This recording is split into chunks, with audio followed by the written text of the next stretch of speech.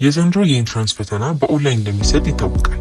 ባለፈው ዓመታት ተማሪዎች በፈተና ወቅት ክፉኛ የተቸገሩባቸውንና እናንተ መጠንቀቅ ያለባችሁን 3 ወሳኝ ነጥቦች እነግራችኋለሁ።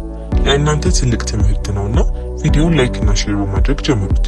የመጀመሪያው ሳይን አፕ እና ሎጊን ልዩነት አለማወቅ። ብዙ ተማሪዎች እዚህ ጋር ይሳሳታሉ። ሳይን አፕ ይህ ማለት ለመጀመሪያ ጊዜ ራሳችሁን ለሲስተሙ የምታሳውቁበት ወይም የምታስመዘግቡበት ሂደት ነው። መረጃችሁን በጥንቃቄ አስገቡ። ዋናው ማስጠንቀቂያ ፓስወርድ ነው። የምትመርጡት ፓስወርድ በፍጹም የማይጠፋባችሁ መሆን አለበት። አንዴ ከጠፋችሁ ራሳችሁ ሪሴት ማድረግ አትችሉም። የሚቻለው ከትምህርት ሚኒስቴር ሰርቨር ብቻ ነው። ያ ደግሞ ብዙ ስቃይ አለው። ስለዚህ በጣም ቀላልና የማትረሱት ፓስወርድ ተጠቀሙ።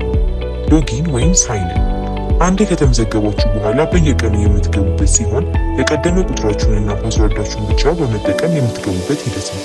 ሌላው ትልቁ ነገር ይህ ፓስወርድ ለፈተና ብቻ እንዳይመስላችሁ። ከፈተና በኋላ ውጤታችሁን ለማየትና የት ዩኒቨርሲቲ እንደደረሳችሁ ለማወቅ የምትጠቀሙበት ይህንኑ ፓስወርድ ነው።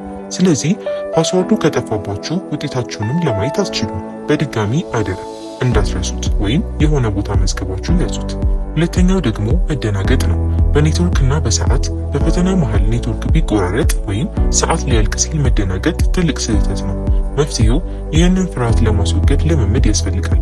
እኛ በዌብሳይታችን ላይ ያዘጋጀነው የሞዴል እና የኩዊዝ ፈተናዎች ልክ በኢንትራንስ ፎርማት ላይ የተሰሩ ጥያቄዎች ስላሉ እዛ ላይ ደጋግማችሁ በመፈተን ሲስተሙን ጥያቄውንም መለማመድ ትችላላችሁ። ሶስተኛው በፈተና መሃል ድካም ቢሰማችሁ ወይም እረፍት ብትፈልጉ መብታችሁ ነው። ለፈታኙ አሳውቃችሁ ሲስተሙ ላይ ሪፖርት የሚለውን ኦፕሽን ተጭናችሁ ማውጣት ትችላላችሁ። ሲስተሙ የፈተና ሰዓታችሁን ይይዝላችኋል። ተዝናንታችሁ ስትመለሱ ካቆማችሁበት መቀጠል ትችላላችሁ። አይዟችሁ፣ ዝግጅታችሁን አጠናቁ።